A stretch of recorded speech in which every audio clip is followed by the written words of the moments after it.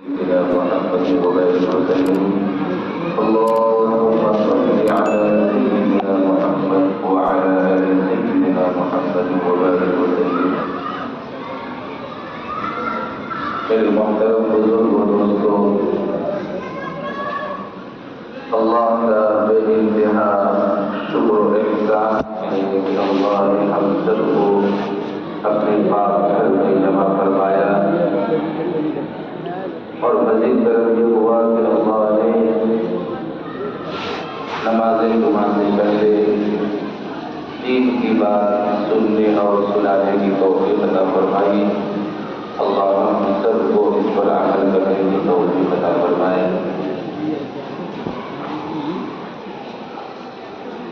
حدیث پاک میں آتا ہے کہ جمعہ کے دن فرشتے مسجد کے دروازے پر کھڑے ہو جاتے ہیں اور آنے والوں کا نام لکھتے ہیں۔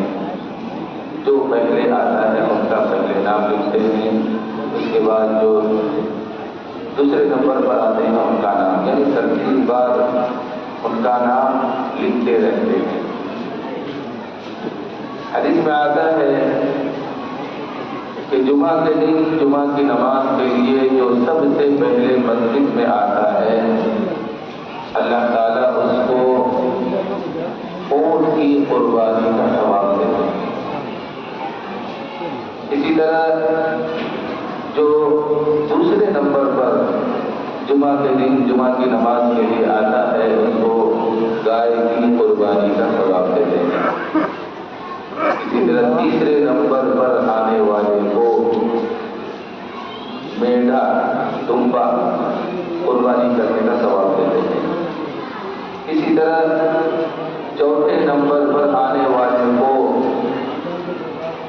مرغی صدقہ کرنے کا ثواب دیتے ہیں، اور پانچویں نمبر پر آنے والے کو انڈا صدقہ کرنے کا ثواب دیتے ہیں۔ پھر یہ سلسلہ چلتا رہتا ہے۔ جب امام خطبہ کے لیے ممبر پر بیٹھتا ہے تو جو فرشتے مسجد کے گیٹ پر کھڑے ہو کر نام لکھ رہے تھے وہ اپنے رجسٹر بند کر دیتے ہیں اور خطبہ سننے میں مشغول ہو جاتے ہیں۔ تو خطبہ سے پہلے جتنے احباب آ چکے وہ خوش نصیب ہیں، کیونکہ وہ فرشتوں کے رجسٹر میں ان کا نام لکھا جا چکا ہے۔ اور جو خطبہ کے دوران آتے ہیں، جب خطبہ شروع ہو جاتا ہے تو وہ اس ثواب سے اس نیکی سے محروم ہو جاتا ہے۔ اب ان کا نام فرشتوں کے رجسٹر میں نہیں لکھا جاتا ہے۔ تو ہمیں کوشش یہ کرنا ہے کہ ہر جمعہ سب سے پہلے آنا ہے۔ جب ہم مسجد آئیں تو سب سے پہلے اعتکاف کی نیت کر لیں۔ کس چیز کی نیت کریں گے؟ اعتکاف کی نیت کر لیں کہ اللہ جب تک ہم مسجد میں رہیں گے، اعتکاف کے ساتھ رہیں گے، تو انشاءاللہ اس پر آپ کو اجر ملتا رہے گا۔ ایک نماز کا اجر وہ الگ، اور یہ جو نیت کی ہے اعتکاف کی، اس کا ثواب الگ آپ کو ملے گا۔ اعتکاف کے لیے کوئی عربی جملہ آپ کو کہنے کی ضرورت نہیں، بس اتنا آپ کو کہہ دینا ہے، پہلا میں جب تک مسجد میں رہوں گا اعتکاف کے ساتھ رہوں گا، تو انشاءاللہ اس پر آپ کو اجر ملتا رہے گا۔ انشاءاللہ ہم لوگ اس پر عمل کریں گے۔ یہ صرف جمعہ کے لیے نہیں، ہر نماز کے لیے، عام نمازوں میں بھی، 5 وقتہ نمازوں میں جب بھی آئیں تو آپ آتے ہی اعتکاف کی نیت کر لیں۔ اور رمضان میں خصوصی طور پر اذان ہوتے ہی آپ مسجد میں آنے کی کوشش کریں۔ اذان ہو، اذان سے پہلے آپ نماز کی تیاری کریں، وضو وغیرہ کر لیں، اور اذان ہوتے ہی مسجد میں آ جائیں اور ذکر و اذکار میں مشغول ہو جائیں۔ ایسا نہ ہو کہ آگے کی سب خالی ہے اور ہم صحن میں جگہ لیں اور وہاں دنیا کی باتیں بیٹھ کر کرتے رہیں۔ تو یہ رحمت کا مہینہ ثواب کم کمانے کا مہینہ، لیکن ہم دہن پہ بیٹھ کے دنیا کی باتیں کر رہے ہیں، ایسا نہیں ہونا چاہیے۔ یہ رمضان المبارک کا مقدس اور بابرکت اور عظمت والا مہینہ چل رہا ہے۔ یہ رمضان المبارک کا مقدس بابرکت عظمت والا مہینہ چل رہا ہے۔ اللہ تعالیٰ نے کون مسلمان ہوگا جو اس مہینے کی برکت اور عظمت سے واقف نہ ہوگا؟ اللہ تبارک و تعالیٰ نے اس مہینے کو اپنی عبادت کے لیے بنایا ہے۔ نہ جانے کتنی برکتیں اللہ تبارک و تعالیٰ اور نہ جانے کتنی رحمتیں اللہ تبارک و تعالیٰ نازل فرما رہے ہیں۔ اپنے بندوں پر اپنی رحمتوں کو اور اپنی برکتوں کو اپنے بندوں کی طرف مبذول فرما رہے ہیں، اپنی رحمتیں بارش کی طرح نازل فرما رہے ہیں۔ شیخ عبد القادر جیلانی رحمۃ اللہ علیہ بہت بڑے بزرگ، وہ اپنی کتاب میں رمضان سے متعلق ایک عجیب بات لکھی ہے۔ وہ لکھتے ہیں، شیخ عبد القادر جیلانی رحمۃ اللہ علیہ وہ اپنی کتاب میں لکھتے ہیں کہ لفظ رمضان میں ایک حرف اس مہینے کی صفت کو ظاہر کرتا ہے۔ رمضان میں کتنے حرف ہیں؟ 5 حرف ہیں، را، میم، غاد، الف اور نون۔ یہ 5 حرف اس مہینے کی صفت کو ظاہر کرتا ہے۔ را بتاتی ہے کہ یہ رمضان المبارک کا مہینہ برکت رحمت کا مہینہ ہے۔ را کیا بتا رہی ہے کہ یہ رحمت کا مہینہ ہے، اور میم بتا رہی ہے کہ یہ مغفرت کا مہینہ ہے۔ میم کیا بتا رہی ہے؟ یہ مغفرت کا مہینہ ہے۔ اور میم کے بعد کیا آتا ہے؟ غاد، رمضان میں، لفظ رمضان میں میم کے بعد غاد یہ بتا رہا ہے یہ مہینہ اللہ کی جنت کی ضمانت کا مہینہ ہے۔ اور الف بتا رہا ہے یہ انس اور الفت کا مہینہ ہے۔ اس چیز کا انس اور الفت کا مہینہ ہے۔ اور نون بتا رہا ہے کہ یہ نورانیت کا مہینہ ہے۔ اس چیز کا نورانیت کا مہینہ ہے۔ اگر ہم رحمت چاہتے ہیں، مغفرت چاہتے ہیں، اللہ کی جنت کے ضمانت چاہتے ہیں، اور انس اور الفت چاہتے ہیں، نورانیت چاہتے ہیں، تو ہم اس مہینے میں خوب عبادت کریں، تو انشاءاللہ ہمیں یہ ساری باتیں ہمیں مل جائیں گی۔ رمضان کے معنی کیا ہے؟ رمضان رمض سے مشتق ہے، جس کے معنی ہے جلانے۔ کیا معنی ہے؟ جلانا۔ رمضان کو رمضان اس لیے کہا جاتا ہے کہ یہ انسان کے گناہوں کو جلا دیتا ہے، انسان کے گناہوں کو جلا دیتا ہے۔ جیسے آگ کسی چیز کو جلا کر ختم کر دیتی ہے، اسی طرح یہ رمضان المبارک مومن کے گناہوں کو جلا دیتا ہے۔ رمضان کو رمضان اس لیے کہا جاتا ہے کہ انسان کے نفس کو جلا دیتا ہے۔ رمضان کو رمضان اس لیے کہا جاتا ہے کہ شیطان کو جب قید کر دیا جاتا ہے، جہنم کے آگ میں ڈال دیا جاتا ہے، تو شیطان بھی جلتا رہتا ہے۔ اور رمضان کا مہینہ، اس کے اندر اللہ تعالیٰ انسان کے اندر ضبط کا مادہ پیدا فرما دیتے ہیں۔ تو یہ وہ عظیم مہینہ ہے جس کو رمضان کہا گیا ہے۔ رمضان المبارک کے مہینے میں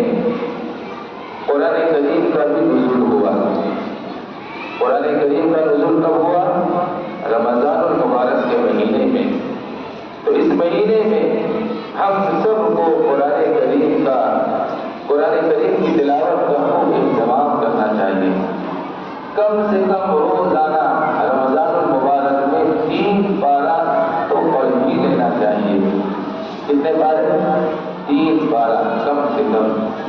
جب ہم مسجد آئیں، اذان ہوتے ہی جب مسجد آئیں گے تو انشاءاللہ آدھا گھنٹے کا وقفہ ہوتا ہے، تو اس وقت میں ہم 1 پارہ یا پونا پارہ پڑھ سکتے ہیں. تو اسی طرح جب ہر نماز میں ہم آئیں گے اذان ہوتے ہی، تو اس طرح ہم اہتمام کریں گے قرآن کریم کی تلاوت کا، تو انشاءاللہ ہم زیادہ سے زیادہ قرآن کریم کی تلاوت کرنے والے بنیں گے. انشاءاللہ ہم قرآن کریم کی تلاوت کا اہتمام کریں گے. حضرت عبداللہ ابن مسعود رضی اللہ تعالیٰ عنہ فرماتے ہیں کہ قرآن اللہ کا دسترخوان ہے. کون فرما رہے ہیں؟ حضرت عبداللہ ابن مسعود رضی اللہ تعالیٰ عنہ فرماتے ہیں کہ قرآن اللہ کا دسترخوان ہے. جتنا کھا سکتے ہو کھا لو، کوئی رکاوٹ نہیں، کوئی روک ٹوک نہیں. اسی طرح قرآن کی رسی مضبوط رسی ہے. قرآن اللہ کی مضبوط رسی ہے. اچھی طرح پکڑ لو، پھسلنے سے محفوظ رہو گے. اسی طرح عبداللہ بن مسعود رضی اللہ تعالیٰ عنہ فرماتے ہیں قرآن نور مبین ہے. کیا ہے قرآن؟ نور مبین ہے. حاصل کر لو اس کے روشنی کو، ٹھوکروں سے بچ جاؤ گے. اسی طرح قرآن میں شفا ہے. استعمال کر لو اس کے نسخے کو. قرآن میں کیا ہے؟ شفا ہے. اس کے نسخے کو استعمال کر لو، ہر بیماری سے دور رہو گے. قرآن نجات دہندہ ہے. تلاوت اور عمل کی خوب کوشش کرو، جہنم سے بچ جاؤ گے. اور قرآن علم کا خزانہ ہے. لوٹ لو اس کو جتنا چاہو، یہ خزانہ ختم نہیں ہوگا. یہ خزانہ ختم نہیں ہوگا. تو انشاءاللہ ہم لوگ قرآن کی تلاوت زیادہ سے زیادہ کریں گے. حدیث پاک میں آتا ہے کہ کعب بن عجرہ رضی اللہ تعالیٰ عنہ فرماتے ہیں کہ حضرت صلی اللہ علیہ وسلم نے ایک مرتبہ ہم سے عرض کیا کہ منبر سے قریب ہو کر بیٹھ جاؤ. تو ہم صحابہ کرام منبر سے قریب ہو کر بیٹھ گئے. تو آپ صلی اللہ علیہ وسلم منبر پر جب پہلی سیڑھی پر قدم مبارک کو رکھا تو آپ صلی اللہ علیہ وسلم نے فرمایا آمین. اور منبر کے دوسری سیڑھی پر جب قدم مبارک کو رکھا تو آپ صلی اللہ علیہ وسلم نے کہا آمین. اسی طرح منبر کے تیسری سیڑھی پر قدم مبارک کو رکھا تو آپ صلی اللہ علیہ وسلم نے کہا آمین. تو یہ صحابہ کرام جو وہاں موجود تھے، جو بیٹھے ہوئے تھے، یہ سن کر متعجب ہوئے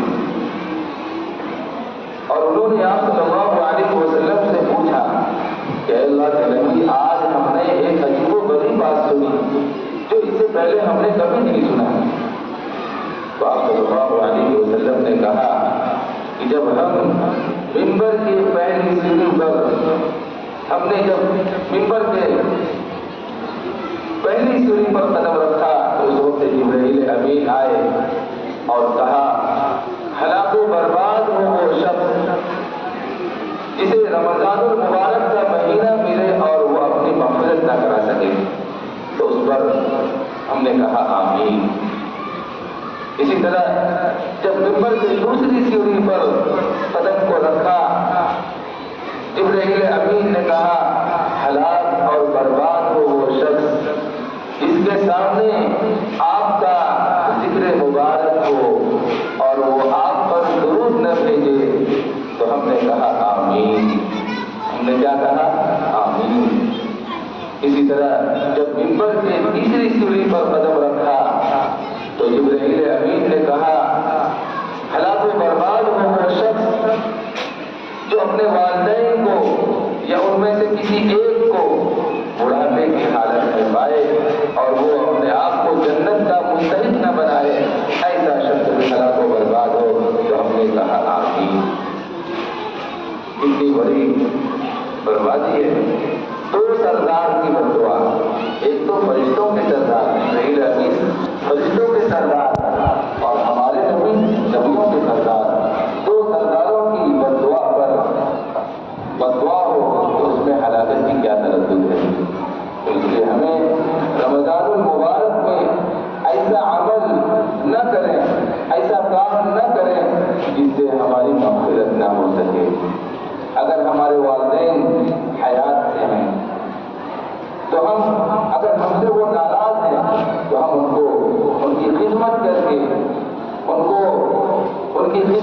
اس کے ساتھ حسن سلوک کر کے ہم اپنے آپ کو جنت کا مستحق بنائیں۔ اور جب بھی آپ صلی اللہ علیہ وسلم کا نام مبارک آئے، یعنی آپ مجلس میں آپ بیٹھے ہیں تو مجلس میں ایک بار آپ صلی اللہ علیہ وسلم پر درود بھیجنا واجب ہے۔ جب آپ صلی اللہ علیہ وسلم کا نام مبارک آئے تو ایک بار کہنا واجب، اس کے بعد مستحب ہے۔ اس لیے جب بھی ہمارے نبی صلی اللہ علیہ وسلم کا نام آئے تو ہم سب کو صلی اللہ علیہ وسلم پڑھ لینا چاہیے تاکہ ہماری نیکیوں میں اضافہ ہو۔